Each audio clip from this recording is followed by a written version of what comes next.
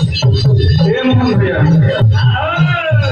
एक जानी के पति ने रौना करा के बिया के घर में बैठा देने बारे अपने विदेश कमाए जाता रहे और ना भाव में कहतारी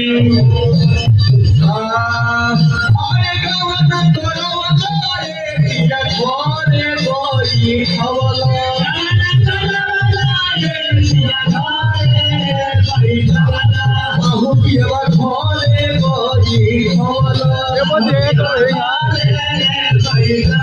अपन चले